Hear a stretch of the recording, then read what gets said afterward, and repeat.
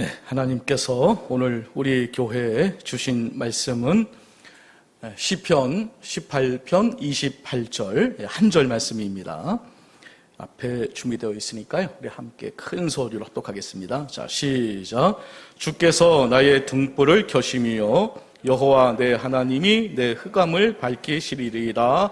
아멘. 자, 오늘 요 본문 내용 가지고요, 나의 등불을 켜심이라는 제목으로 하나님 말씀 증거하도록 하겠습니다. 우리 옆에 분하고 인사하겠습니다. 만나서 반갑습니다. 인사하겠습니다.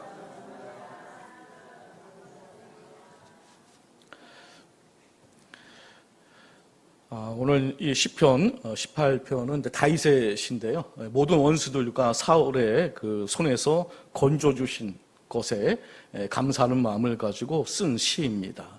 그러니까 하나님께서 다윗의 인생에 선하게 개입을 해주셔서 다윗을 이제 건져 주셨고요, 반대로 하나님께서는 원수와 사울의 그 인생의 진노로서 개입을 하셔서 비참한 결과를 이제 초래하게 하셨다는 거죠. 하나님은 온 우주 만물을 주관하시는 분이십니다. 그러니까 이 말은 하나님은 모든 일에 개입을 하신다라는 뜻이거든요. 그러므로 하나님께서 우리 인생에 어떻게 개입을 하시냐가 굉장히 중요한 거 아니겠습니까? 여러분의 인생에 하나님께서 힘으로, 또 보호자로, 또 피난처로, 또 구원자로 하나님께서 개입하시기를 주님의 이름으로 축복을 합니다. 그렇습니다. 하나님께서 여러분의 인생에 정말 선하게 개입을 하셔야 됩니다. 그러면 승리할 수 있습니다. 자, 오늘 시편 18편에서 이제 하나님께서 다윗의 인생에 어떻게 개입하셨는지를 다윗이 이제 고백을 하고 있는데요, 특별히 오늘 우리가 읽었던 본문에서 다윗이 이렇게 고백을 합니다. 주께서 나의 등불을 켜셨다, 이렇게 고백하거든요. 마치 이런 것 같아요. 다윗아, 너 왜 이렇게 인생이 어둡니? 불 켜고 살아야지. 내가 불을 켜줄게 라고 하면서 하나님께서 다윗의 인생에 불을 다 켜주는 거예요. 이거 얼마나 은혜가 될까요? 여기서 중요한 것은 다윗 스스로가 등불을 켰다고 말하지 않아요. 누가 켜주신 겁니까? 하나님이 켜주셨다. 하나님이 켜주셔야 할 줄 믿습니다. 주님은 다윗의 그 어두운 인생에 다윗의 등불을 켜주시는 것으로 개입을 해주셨습니다. 친절하게 그 다윗의 그 어두운 인생을 밝게 비춰주셨습니다. 다윗은 사울 왕에게 쫓기면서 하루하루 피를 말리는 삶을 살아야 했습니다. 그의 인생길이 한 치 앞도 보이지가 않았습니다. 아무것도 보이지 않는 그 캄캄한 어둠 속을 걷고 있는 느낌, 여러분 이게 상상이 되십니까? 우리가 어두운 밤길을 걸어가면 두려운 이유가 뭡니까? 걸려 넘어질까, 안 보이는 것 때문에 두려운 거 아니겠습니까? 그래서 이 인생길도 마찬가지인데요, 언제 우리 인생길이 두렵는가? 보이지 않을 때요. 아무것도, 내 인생길이 아무것도 보이지 않을 때, 그때 인생이 굉장히 힘들어지는 겁니다. 그런데 하나님께서 다윗의 등불을 켜주셨습니다. 그래서 다윗의 흑암을 밝혀주셨고요, 갈 길을 밝히 보여주신 줄 믿습니다. 인생마다 다 암흑기가 있습니다. 우리 성도님들 이렇게 말씀을 들어보면 다들 인생마다 그 어두운 그 암흑기가 다들 있었더라고요. 뭐 지금도 인생의 그 캄캄한 터널을 지나고 있는 분도 계시더라고요. 하지만 여러분 힘내시기를 바랍니다. 다윗처럼 우리 주님께서 등불을 딱 켜주시면 그러면 되는 거 아니겠습니까? 여러분 욥의 고난을 잘 아실 겁니다. 욥, 정말 하루아침에 엄청난 고난의 광풍이 몰려왔습니다. 정말 고난은 어두운 터널과 같지 않습니까? 근데 여러분 이 고난 중에 욥이 그 과거의 그 행복을 회상하면서 이런 고백을 합니다. 욥기서 29장 1절부터 3절까지 읽어볼게요. 자, 시작. 욥이 풍자하여 이르되 나는 지난 세월과 하나님이 나를 보호하시던 때가 다시 오기를 원하노라. 그때에는 그의 등불이 내 머리에 빛이었고 내가 그의 빛을 힘입어 암흑에서도 걸어 다녔느니라. 아멘. 이 욥의 고백인데요. 욥이 이제 고난을 당하면서 과거를 회상하는 거예요. 와, 하나님, 그때가 참 좋았습니다. 그때 정말 하나님께서 내 인생에 등불을 내 머리에 비춰주셨고, 그리고 내가 그 빛을 힘입어서 흙 암흑에서도 내가 걸어 다닐 수 있었습니다. 이런 고백을 하면서 하나님께 이제 간구하고 있는 거죠. 하나님, 다시 한번 내 인생에 빛을 비춰주시옵소서. 등불을 비춰주시옵소서. 이렇게 기도를 한 거죠. 이후에 하나님께서 다시 욥에게 등불을 비춰주셨는데 과거보다 2배의 밝기로 비춰주셨습니다. 인생마다 다 암흑기가 있는 건데요. 혹시 여러분 인생의 캄캄한 터널을 지금 지나고 계십니까? 이때 우리에게 필요한 게 뭡니까? 이때 우리에게 필요한 건 능력이 아닙니다. 이때 우리에게 필요한 건 재물이 아닙니다. 이때 우리에게 필요한 건 명예가 아닙니다. 이때 우리에게 꼭 필요한 것은 하나님의 등불입니다. 다윗처럼 욥처럼 주님께서 내 등불을 켜주셔야 되는 겁니다. 사랑하는 성도 여러분, 등불을 켜주셔야 되는 겁니다. 물질이 아닙니다. 명예가 아닌 것입니다. 어둠을 이기는 것은 빛인 것입니다. 그렇지 않겠습니까? 어둠을 이기는 건 재물이 아닙니다. 물질이 명예 이런 것이 아닙니다. 능력이 아닙니다. 어둠을 이기는 것은 빛인 겁니다. 그러므로 하나님의 등불이 여러분의 인생을 비추시기를 예수님의 이름으로 간절히 축복을 합니다. 자, 그러면 어떻게 해야 주님이 내 등불을 켜주실까? 오늘 다윗의 인생에 등불을 켜주셨는데 우리가 어떻게 할 때 하나님께서 내 등불을 켜주실까? 첫째, 의인의 삶을 통해 등불을 켜주신다는 겁니다. 자, 우리는 앞에서 이제 다윗의 인생을 이제 보고 있는데요. 그 다윗의 인생의 핵심 가치가 무엇인지에 대해서 살펴봤습니다. 그게 뭐냐면 의, 공의, 정의. 이게 다윗의 인생 핵심 가치였습니다. 다윗이 고백하기를 시편 17편 15절 말씀에 나는 의로운 중에 주의 얼굴을 배우리니. 물론 다윗은 완전한 사람은 아니었습니다. 다윗에게도 실수가 있었고 또 큰 죄가 있었습니다. 그러나 다윗은 죄를 죄가 아니라고 우기지 않았습니다. 하나님께서 죄를 지적하실 때 즉시 자신의 죄를 인정하고 회개했습니다. 그래서 하나님의 의가 덮여지기를 원했습니다. 그래서 의인의 반열에 서는 것을 최고의 가치로 여겼습니다. 이것이 의인과 악인의 차이인데요.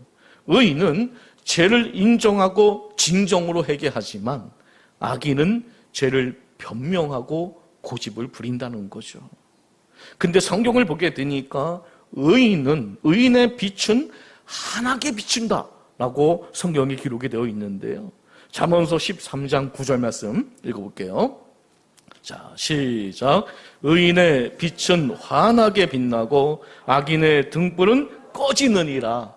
대조를 하고 있는데요. 분명한 대조가 있습니다. 의인의 빛은 환하게 빛납니다. 근데 반대로 악인의 등불은 꺼진다는 겁니다. 악인의 등불도 물론 잠시 동안은 밝게 보일 수 있습니다. 악한 방법으로 돈을 벌고 성공하는 것처럼 보일 수가 있죠.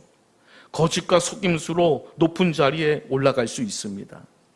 그러나 하나님께서 그 등불을 끄시면 한순간에 어두워지는 겁니다.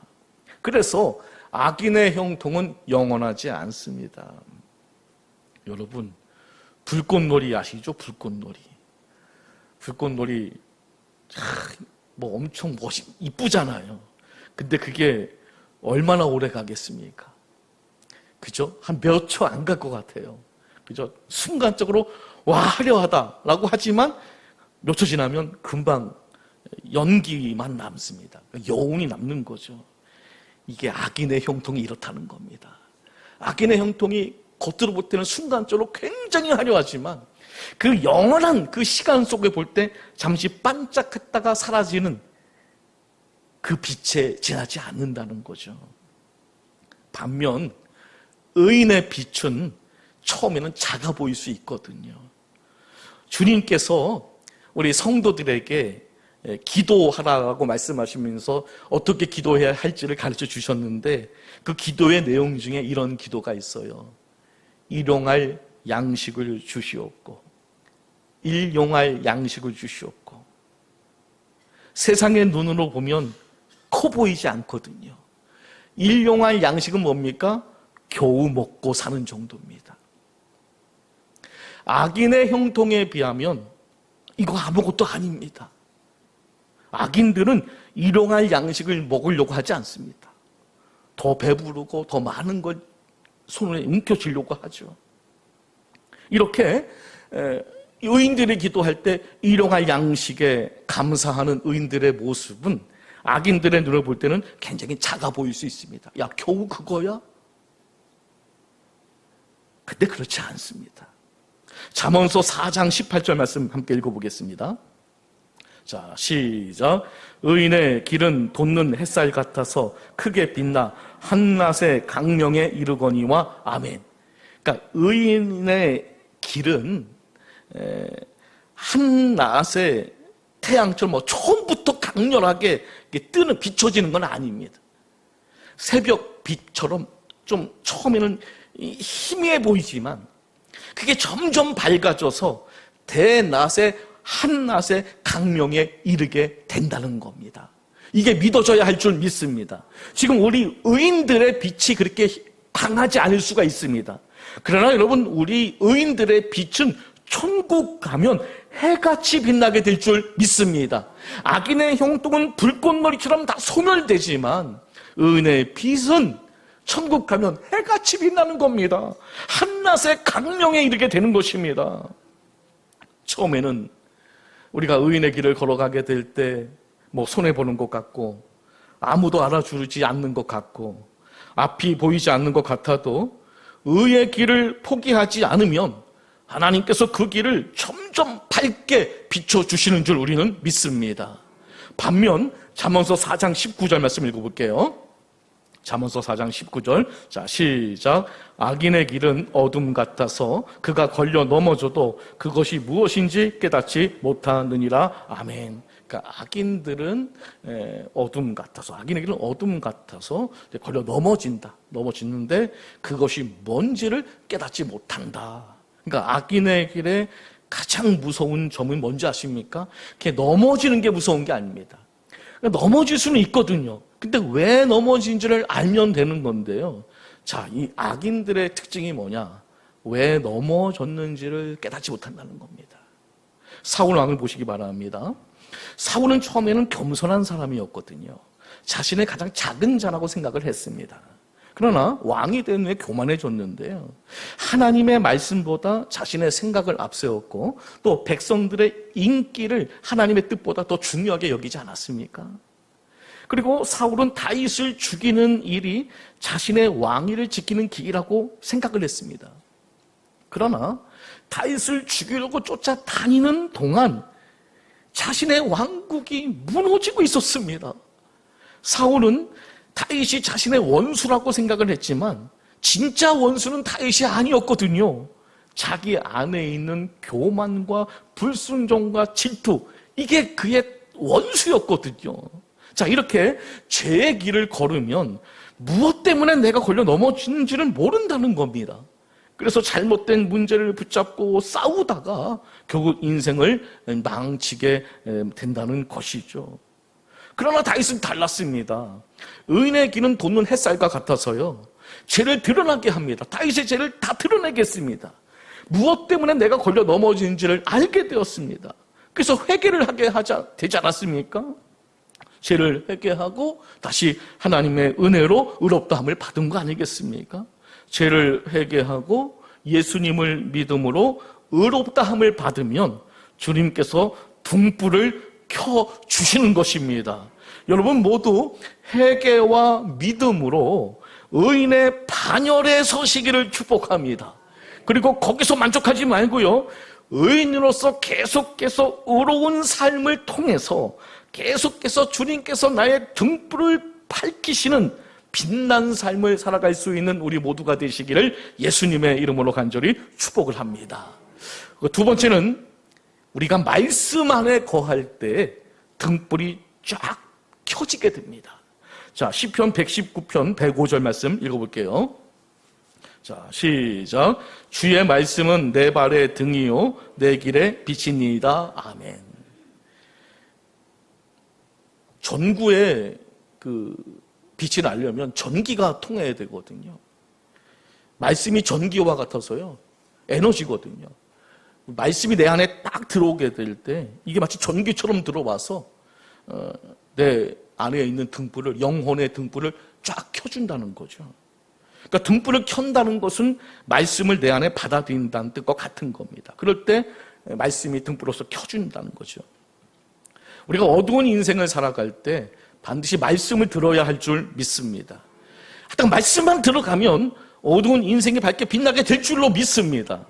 그래서 나의 삶이 어둡고 힘들다면 혹시 내 안에 내 영혼의 등불이 꺼져가고 있는지를 한번 살펴봐야 되는데요. 그런데 여러분, 말씀의 빛이 강렬하면 삶은 찬란해질 겁니다.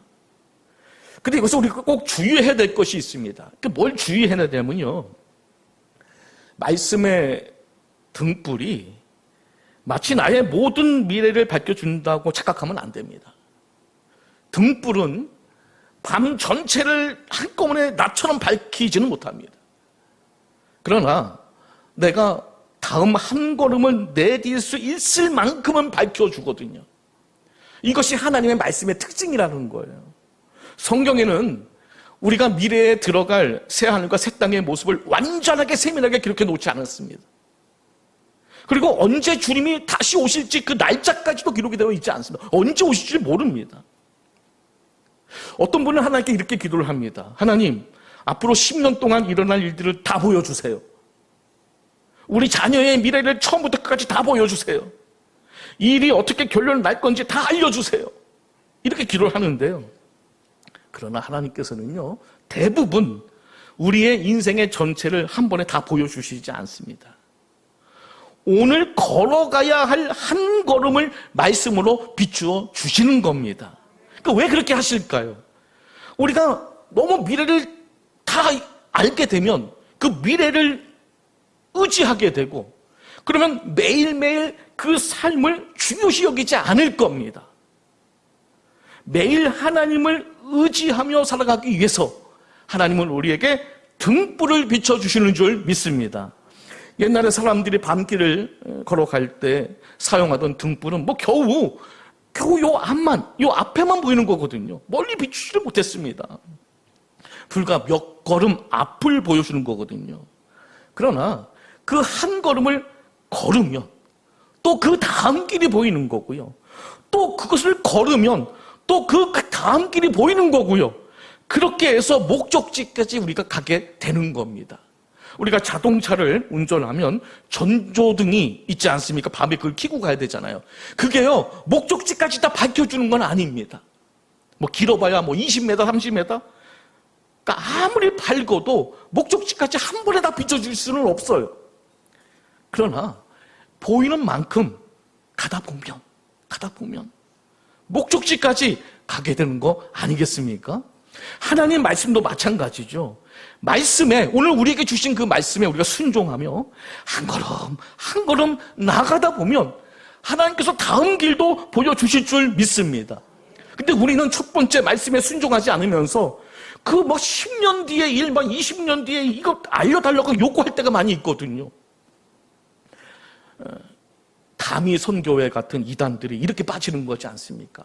이 지금 현재에 충실하지 않고 마치 10년, 20년 뒤에 그런 일들에 너무 관심을 갖다 보니까 지금 이 현재에 충실하지 못해서 가정도 다 팽개치게 되고 그러면서 이상한 이단에 이제 빠지게 되는 걸 우리 많이 봐왔습니다.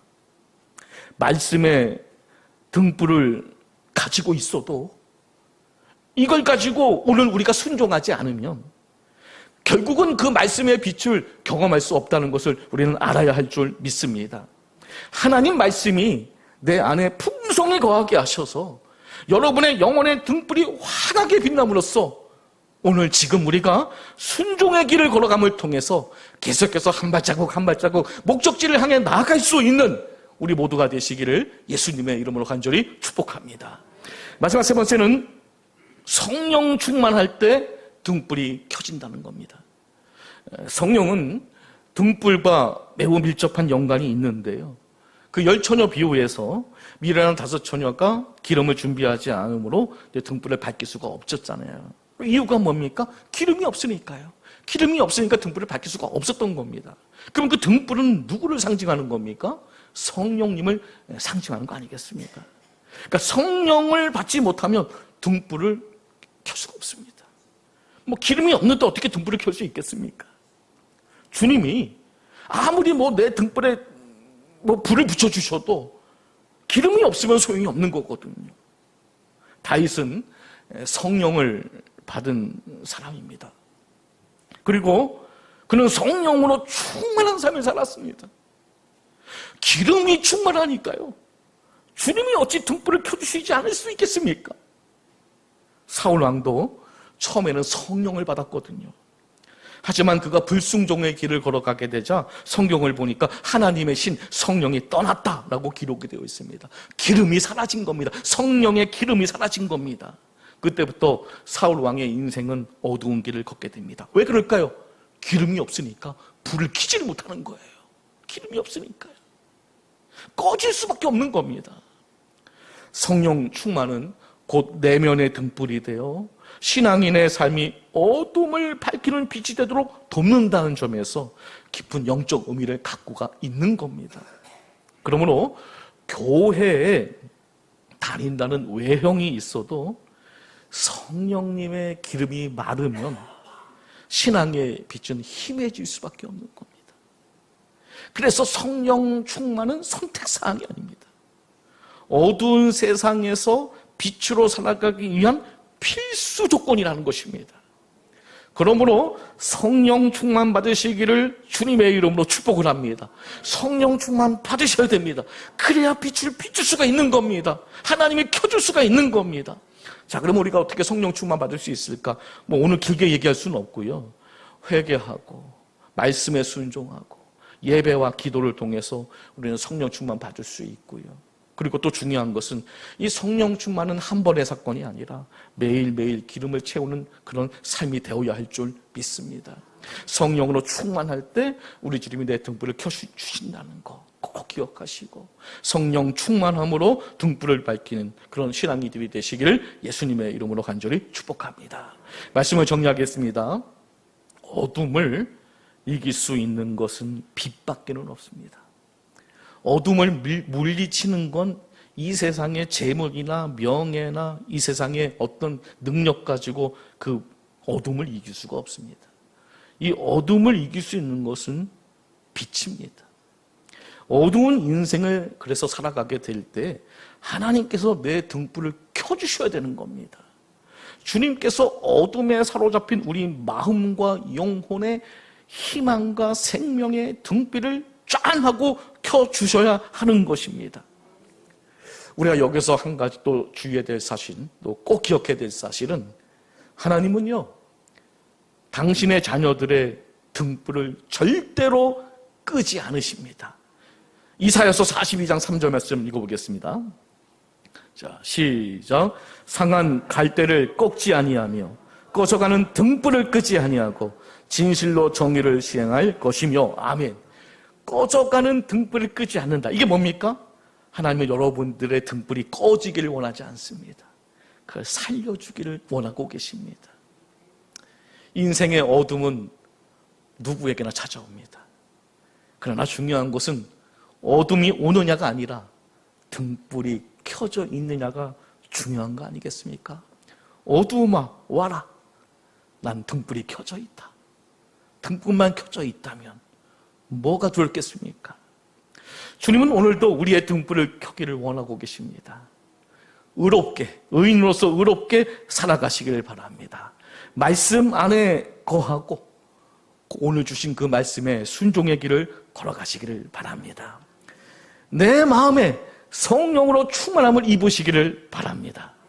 그러면 우리 주님께서 친히 여러분의 등불을 켜주실 겁니다. 그 빛으로 여러분의 삶을 밝히고, 그 빛으로 여러분의 가정을 밝히시고, 그 빛으로 우리 교회를 밝히시고, 그 빛으로 세상을 밝히는 하나님의 사람들이 되시기를 예수님의 이름으로 간절히 축원합니다. 기도하겠습니다. 우리 기도할 때 하나님, 의로운 삶, 말씀의 삶, 성령의 충만한 삶을 살아감으로 내 등불을 켜 주시옵소서. 이 시간 주여 외치고 기도하겠습니다. 주여!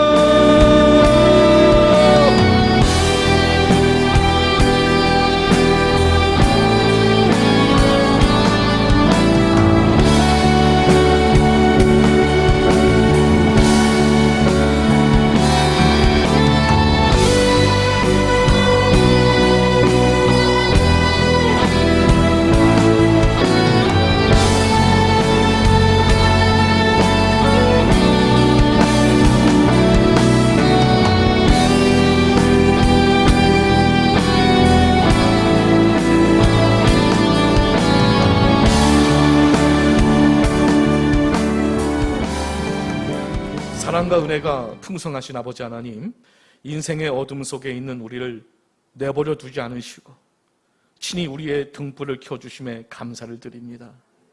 캄캄한 어두운 터널을 지날 때 두려움과 절망에 사로잡히지 않게 하시고 우리의 흑암을 밝히시는 하나님을 온전히 의지하게 하옵소서.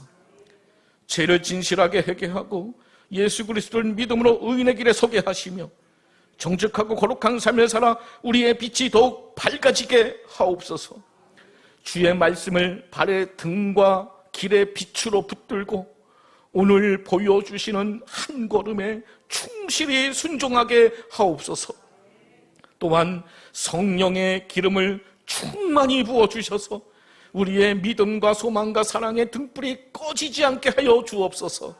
상한 갈대를 꺾지 않으시고 꺼져가는 등불을 끄지 않으시는 우리 주님께서 우리 지친 심령들을 회복시키시며 어두운 삶과 가정과 생업과 앞날을 환하게 비춰 주시옵소서.